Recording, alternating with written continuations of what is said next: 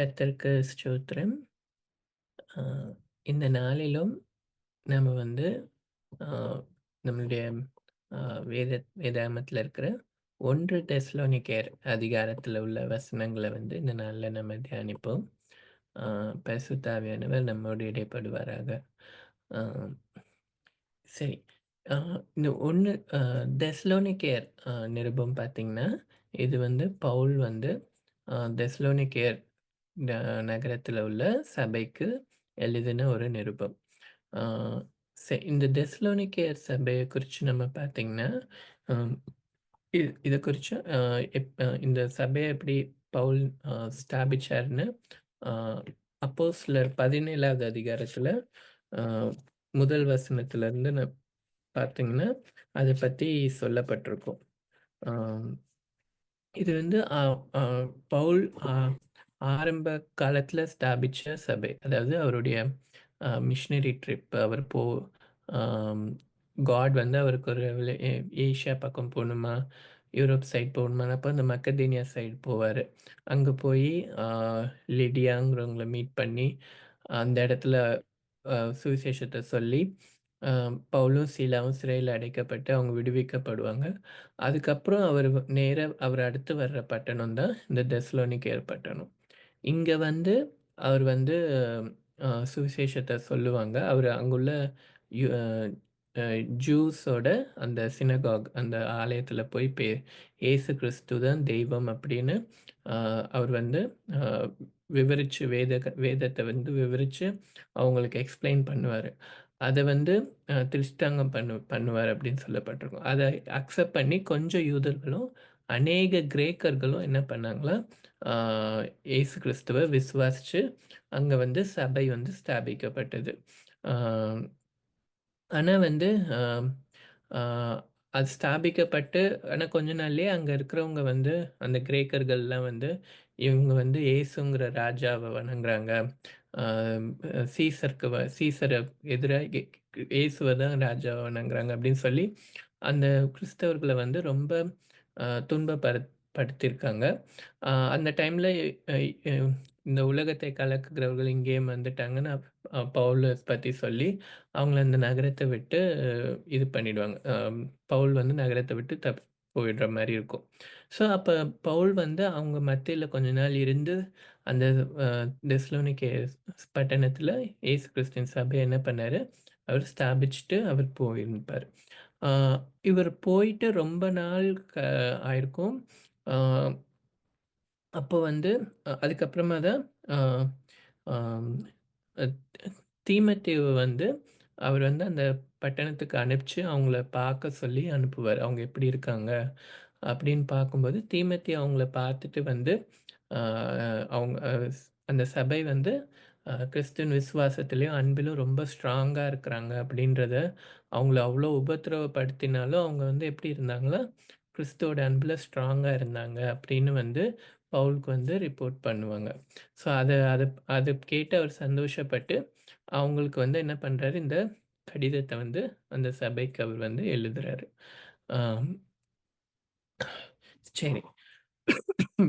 ஆ இதுல இந்த இந்த கடிதத்தில நம்ம பார்த்தீங்கன்னா, அ தெசலோனிக்கேயர் லெட்டர்ஸ் பார்த்தீங்கன்னா, ஆ ஒரு ஒரு தீம் வந்து ரொம்ப அதிகமா இருக்கும். ஆ ஒரு 5 ஃபர்ஸ்ட் தெசலோனிக்கேயர்ல 5 சாப்டர்ஸ் இருக்கு. எல்லா சாப்டரோட கடைசி வசனத்தையும் பார்த்தீங்கன்னா, இயேசு கிறிஸ்துவுடைய 2ஆம் வருகை. இயேசு கிறிஸ்து திரும்ப வரப்போகிறார். அப்படின்ற பாயிண்ட் அவர் வந்து ஹைலைட் பண்ணி எல்லா சாப்டர்ஸோட எண்டிங்லயும் இயேசு கிறிஸ்து திரும்ப வரப்போகிறார். இயேசு கிறிஸ்துவோட 2ஆம் வருகைய வந்து அவர் மென்ஷன் பண்ணி, அத வந்து ஹைலைட் பண்ணி அவர் வந்து இந்த நிருபம் ஃபுல்லாவே எழுதியிருப்பார். ஆ அ அ ஸோ நம்ம நம்ம இத படிக்கும்போதும் நமக்கு வந்து எப்படி இருக்கும்னா, இயேசு கிறிஸ்துவோட 2ஆம் வருகைய குறிச்சு அவர் வந்து சபையார் வந்து எவ்வளோ எதிர்நோக்கி இருக்கணும், அதோட இம்பார்ட்டன்ஸ் என்னங்கிறத குறிச்சு அவர் ஹைலைட் பண்றத நம்மளால இந்த நிருபத்தில பார்க்க முடியும். ஆ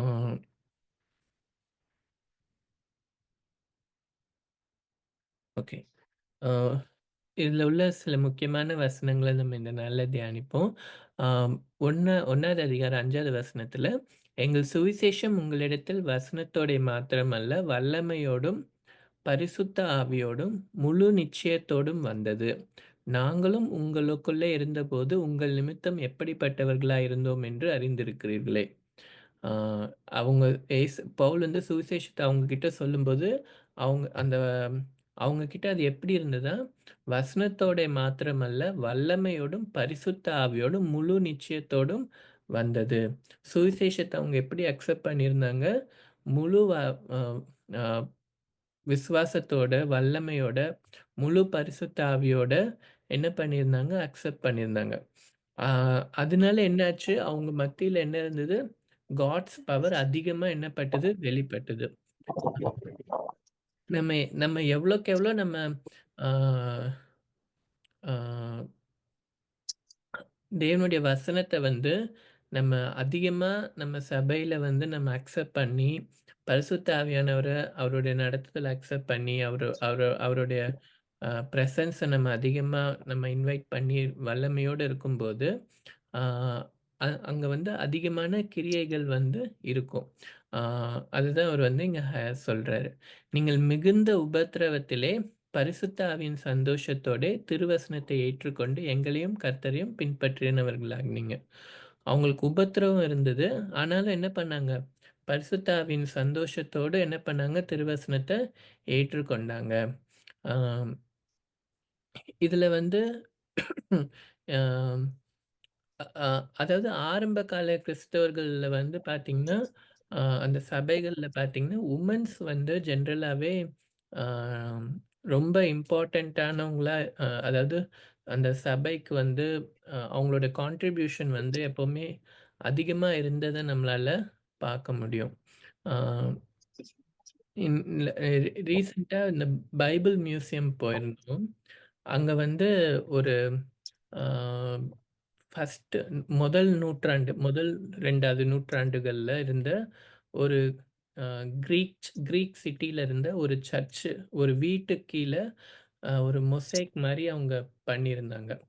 ஆ அத நான் காட்டுறேன் இதுல. ஆ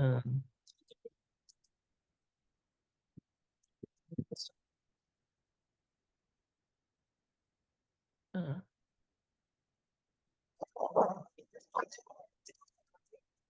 இந்த இந்த இது பார்த்தீங்கன்னா, இந்த இது தெரியுதுல்ல? இது வந்து ஒரு ஃப்ளோர் மாரி.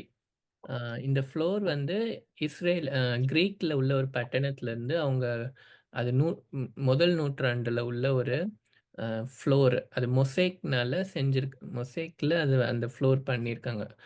அத வந்து அ ஆர்க்கியாலஜில கண்டுபிடிச்சு, இங்க இந்த மியூசியம்ல கொண்டு வந்து வச்சிருந்தாங்க. இந்த ஃப்ளோர் என்னன்னா, அந்த முதல் நூற்றாண்டுல இருந்த ஒரு அம் கிறிஸ்டியன் சர்ச். அந்த சர்ச்சோட ஃப்ளோர் அது. ஸோ அந்த தரையில வந்து அவங்க இந்த மாரியான இன்ஸ்கிரிப்ஷன்ஸ் இந்த மாதிரி இந்த நடுவுல இருந்தது இந்த டேபிள் தான் கம்யூனியன் டேபிளு. அத சுற்றி வந்து ஒரு கிரீக்க அ சபையோட அந்த ஃப்ளோர். ஏன்னா அதில சில இன்ஸ்கிரிப்ஷன்லாம் இருந்தது. அ அதாவது அ சிலரோட பேரு, அந்த ரோமன் சென்ச்சுரியனோட பேரு, அ அப்புறமா நெறைய லேடீஸோட நேம்ஸ் மென்ஷன் பண்ணியிருந்தாங்க அதுல. அ ஏன்னா அவங்க தான் வந்து நெறைய கான்ட்ரிபியூட் பண்ணியிருக்காங்க போல. இந்த பிரிமியாக் இவங்கலாம் இந்த வுமன் ஆஃப் இவங்களுக்காக இவங்களுக்காக ஜெபிச்சுக்கோங்க அப்படின்னு சொல்லிலாம் இந்த மொசைக்ல இன்ஸ்கிரைப் பண்ணியிருந்தாங்க. அதே மாரி அ ஜீசஸ வந்து அ டூ அவர் காட் ஜீசஸ் கிரைஸ்ட் அப்படின்னு சொல்லி அந்த மொசைக்ல எழுதியிருக்கும். ஆ அப்புறமா ஒரு ஃபிஷ் சிம்பிள்லாம் இருக்கும் அதுல. ஆ அது வந்து அது என்ன சொல்றாங்கன்னா, அம் இப்ப கிறிஸ்தவர்கள்னா அதிகமா கிராஸ் வச்சு சிம்பிளா வச்சிருந்தாங்க. அந்த காலத்துல கிறிஸ்தவர்கள் வந்து இந்த ஃபிஷ் சிம்பிள் அதிகம் யூஸ் பண்ணாங்களாம். ஏன்னா, அந்த ஃபிஷ்ஷோட அந்த கிரீக் வேர்ட்ல அந்த ஃபர்ஸ்ட் லெட்டர்ஸ் வந்து ஆ எத ரெப்ரசன்ட் பண்ணுச்சுன்னா, ஆ Jesus represent Jesus Christ God's son saviour. இதோட முதல் லெட்டர்ஸ் எடுத்தா கிரீக்ல அது ஃபிஷ்ன்ற வேர்ட் வரும் போல. ஸோ அதனால அந்த ஃபிஷ் வந்து ஜீசஸ் கிரைஸ்ட், காட் சன், த சேவியர்ன்னு ரெப்ரசன்ட் பண்றதுனால அவங்க அத எல்லா இடத்துலயும் இன்ஸ்கிரைப் பண்ணியிருக்காங்க. ஸோ இது இது எதுக்கு சொல்றேன்னா, இது நம்ம இந்த டேபிள் பார்த்தீங்கன்னா, அந்த கம்யூனியன் டேபிள் மாரி. ஸோ இதுதான் அவங்க அந்த சர்ச்சு அந்த கிரேக்க காலத்துல இருந்த அந்த முதல் நூற்றாண்டுல இருந்த சபை. அதோட ஃப்ளோர். அத கண்டுபிடிச்சிருக்காங்க. ஸோ இது பார்க்கும்போது ரொம்ப அ இன்ஸ்பைரிங்கா இருந்தது. ஸோ ம். ஆ சரி. இப்ப நம்ம இப்ப நம்ம நம்மளுடைய இதுக்கு வருவோம். ஆ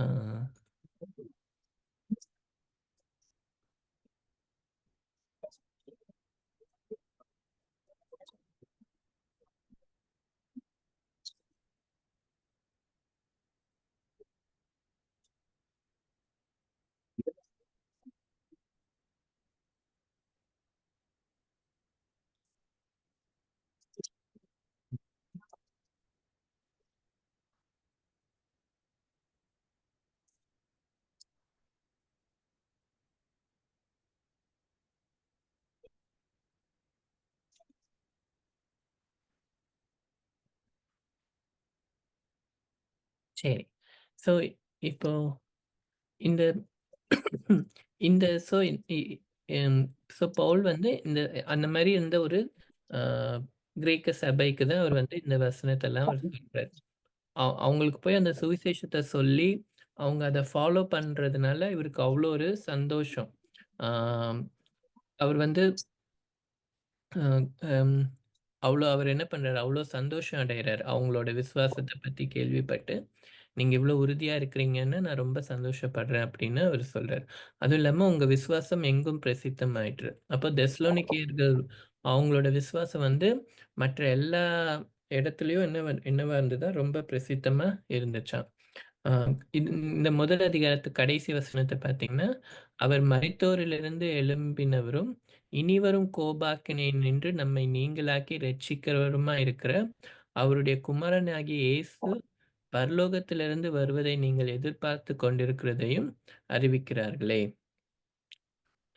அவர் மரித்தோரிலிருந்து எழும்பினவரும், இனிவரும் கோபாக்கினையின்றி நம்மை நீங்கலாக்கி இரட்சிக்கிறவருமாய் இருக்கிற அவருடைய குமாரனாகிய இயேசு பரலோகத்திலிருந்து வருவதை நீங்கள் எதிர்பார்த்துக் கொண்டிருக்கிறதையும் அறிவிக்கிறார்களே. எல்லா அதிகாரத்திலயும் கடைசி வசனம் பார்த்தீங்கன்னா, இயேசு கிறிஸ்துவோட வருகைய குறிச்சு, 2ஆம் வருகைய குறிச்சு பவுல் வந்து மென்ஷன் பண்ணியிருப்பாரு. ஆ நீங்க வந்து நம்மளுடைய நம்ம இனிவரும் கோபாக்கினையிலிருந்து நம்மளை ரட்சிக்க யார் வரப்போறா? இயேசு கிறிஸ்து வரப்போறாரு. அவர் வருவத நீங்க என்ன பண்ணிட்டு இருக்கீங்க? எதிர்பார்த்து கொண்டிருக்கிறீங்க.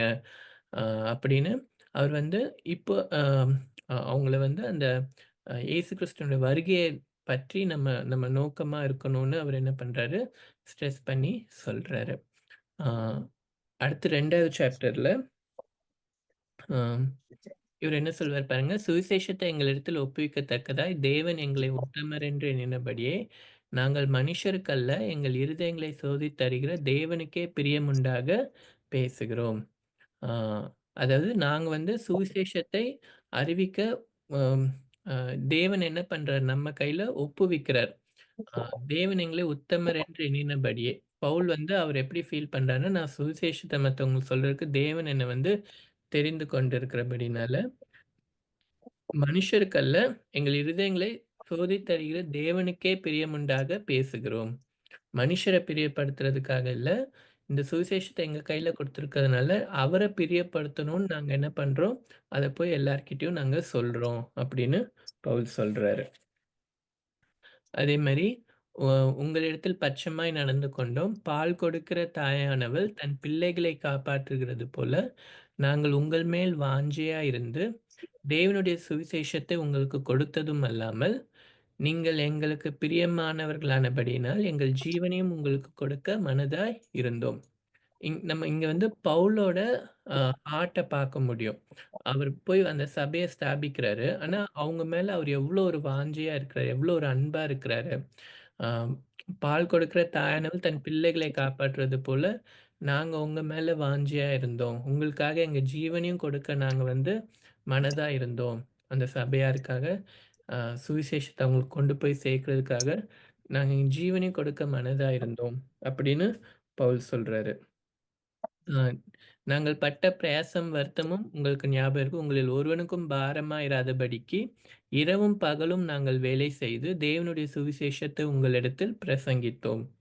பவுல் வந்து அவங்களுக்கு பாரமா இருக்கக்கூடாதுன்னு அவங்க கிட்ட இருந்து எந்த பணமும் வாங்காம அவர் அங்க இருக்கும்போது என்ன பண்ணாரா, இரவும் பகலும் வேலை செஞ்சு என்ன பண்ணாங்களாம், தேவனுடைய சுவிசேஷத்தை அவங்களிடத்துல பிரசங்கித்தோம் அப்படின்னு அவர் சொல்றார். இதுதான் நம்மளுடைய சபையிலும் பார்த்தீங்கன்னா, நம்ம அ இலவசமாய் பெற்றீங்க, இலவசமாய் கொடுங்கன்றது தான் தேவன் வந்து நம்மகிட்ட எதிர்பார்க்கிறது.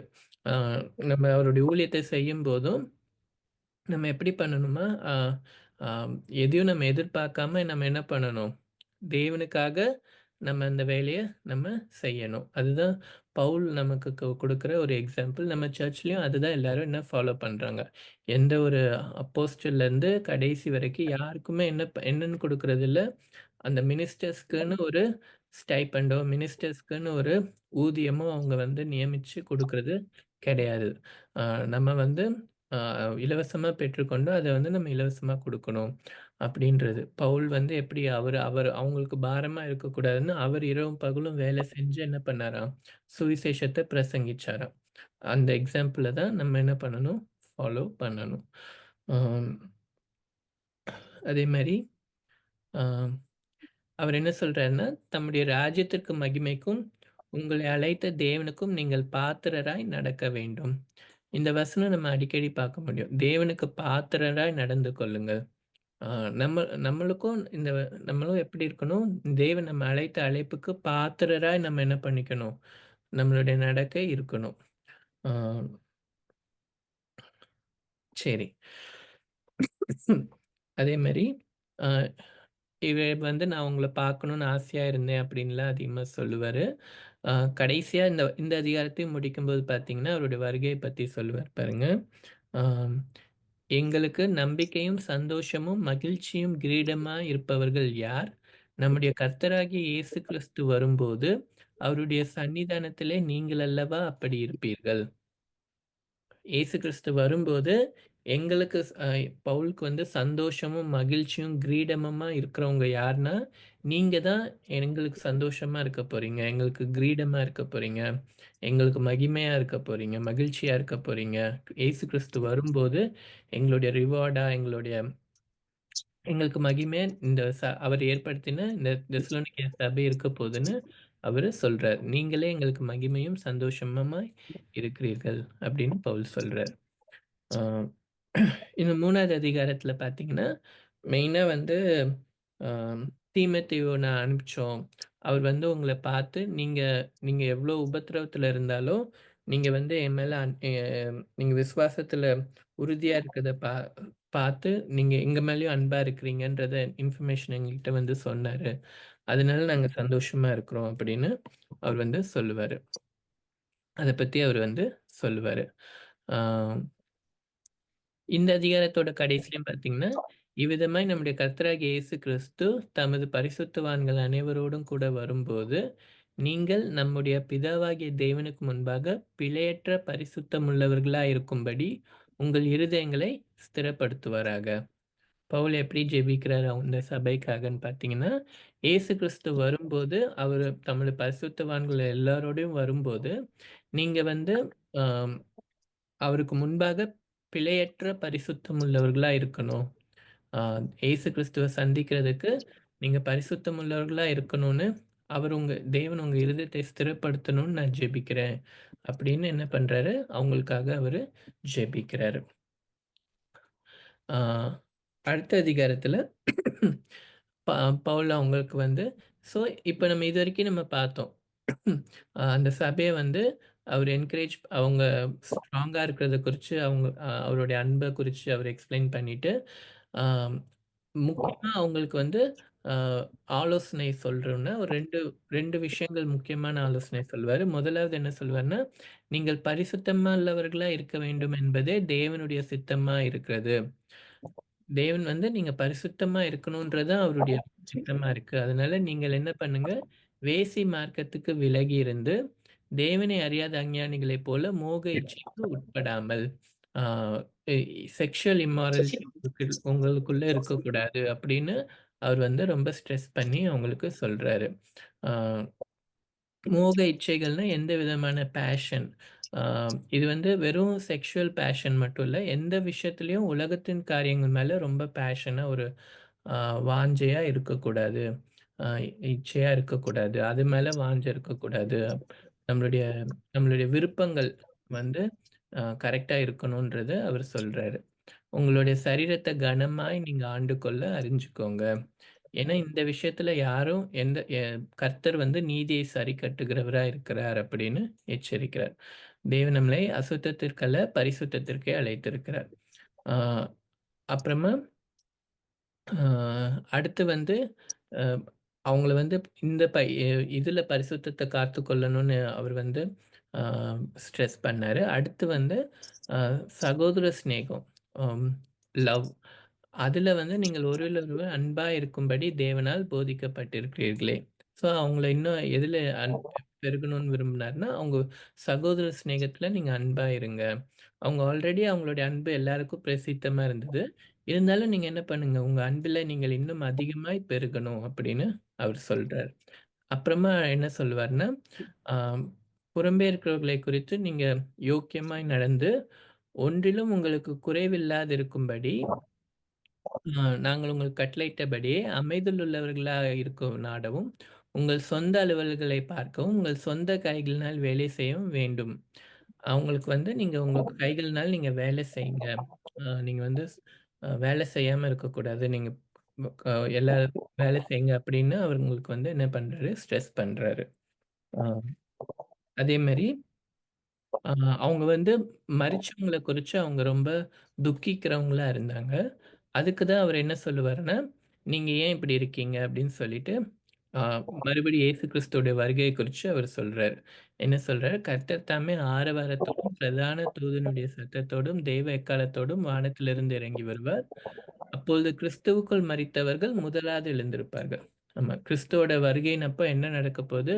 அவருக்குள்ள மரிச்சவங்க முதலாவது எழுந்திருப்பாங்க. பின்பு உயிரோடு இருக்கும் நாமும் கர்த்தருக்கு எதிர்கொண்டு போக மேகங்கள் மேல் அவரோடே கூட ஆகாயத்தில் எடுத்துக்கொள்ளப்பட்டு இவ்விதமா எப்பொழுதும் கர்த்தருடனே கூட இருப்போம். இந்த வார்த்தையினாலே நீங்கள் ஒருவரை ஒருவர் தேற்றுங்க.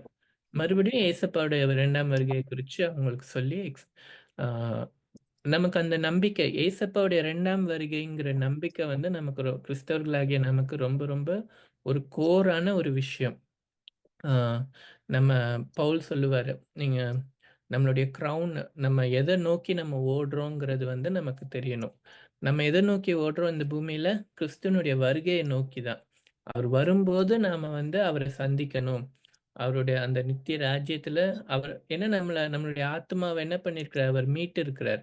அவர் மரிச்சு உயிர்த்தெழுந்ததுனால நம்மளை வந்து அதற்கு பங்குள்ளவர்களா அவர் மாற்றி இருக்கிறார்.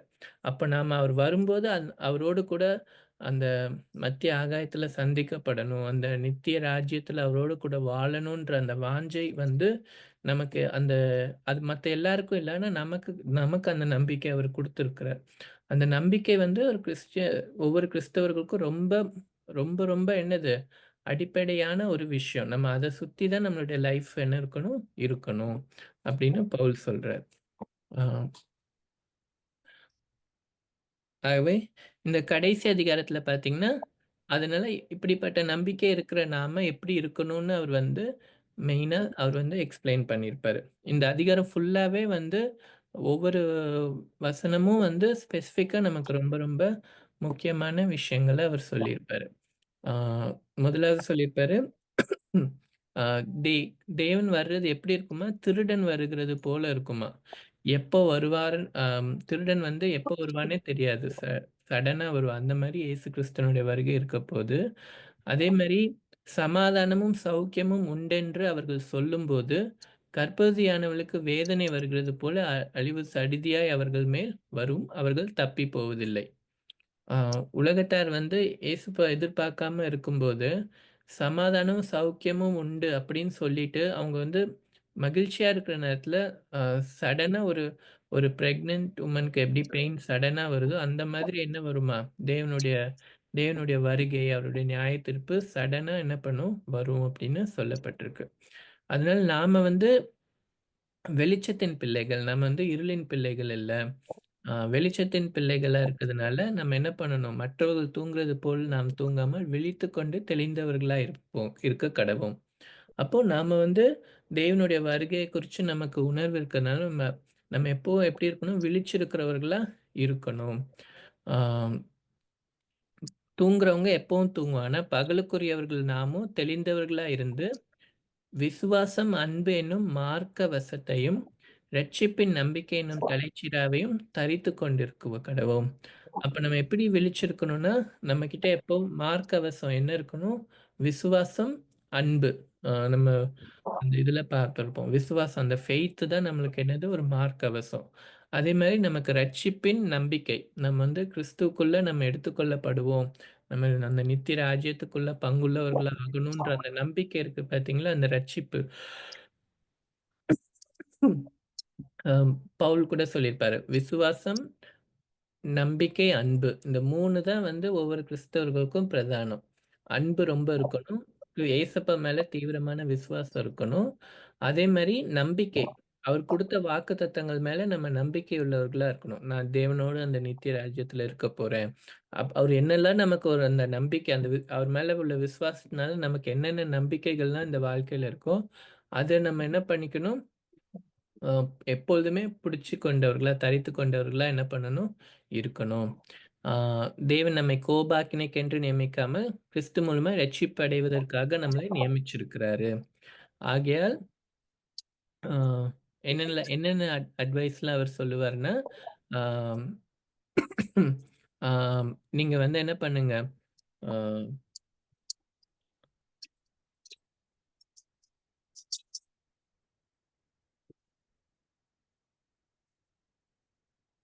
ஒழுங்கில்லாதவர்களுக்கு புத்தி சொல்லுங்கள். ஒழுக்கமா நடந்துக்கோங்க. எல்லாவற்றிலயும் டிசிப்ளின்டா இருங்க அப்படின்னு சொல்லுவாரு. அப்புறமா ஆ ஒருவருக்கொருவர் செய்யும் தீமைக்கு தீமை செய்யாதபடி பாருங்கள். ஆம் எல்லாருக்கும் நன்மை செய்ய நாடுங்கள். அப்புறம் எப்பவுமே எப்படி இருக்கணுமா? சந்தோஷமா இருக்கணும். அதே மாரி நம்ம இதெல்லாம் ரொம்ப முக்கியம். நம்ம அப்பப்போ மறந்துடலாம். ஆனா நம்ம பவுல் வந்து ஸ்ட்ரெஸ் பண்றார். நம்ம அந்த ஒரு நம்பிக்கைய எதிர்நோக்கி இருக்கிறதுனால, நம்ம எப்பவும் சந்தோஷமா இருக்கணும்.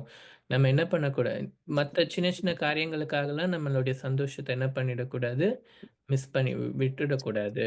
அதே மாரி இடைவிடாமல் நம்ம ஜெபம் பண்றவங்களா இருக்கணும். நம்ம அநேக இடத்துல பவுல் அத ஸ்ட்ரெஸ் பண்றத பார்க்குறோம். இடைவிடாம ஜெபிக்கணும். கிறிஸ்தவர்களுக்கு ஜெபம்ங்கிறது எவ்வளோ முக்கியம். அது ரொம்ப ரொம்ப முக்கியம். நம்ம அ எ எல்லா எப்பவுமே அ அ எல்லாவற்றிற்காகவும் ஜெபிக்கிறவர்களா இருக்கணும். ஏன்னா, தேவன் வந்து உண்மையுள்ளவர். நம்மளுடைய எல்லா ஜெபத்தையும் அவர் கேட்கிறவரா இருக்கிறார். நம்ம சோதனைக்கு உட்படாம ஜெபம் பண்ணுங்கள்னு ஏசப்பா சொல்லியிருப்பாரு. ஸோ எல்லாவற்றிற்காகவும் நம்ம ஜெபிக்கிறவர்களா இருக்கணும். அதே மாரி பவுல் இங்க என்ன சொல்றார், நீங்க எல்லாவற்றிலயும் ஸ்தோத்திரம் செய்யுங்கள். அப்படி செய்வதே கிறிஸ்து இயேசுவுக்குள் உங்களுக்கு குறித்து தேவனுடைய சித்தமா இருக்கிறது.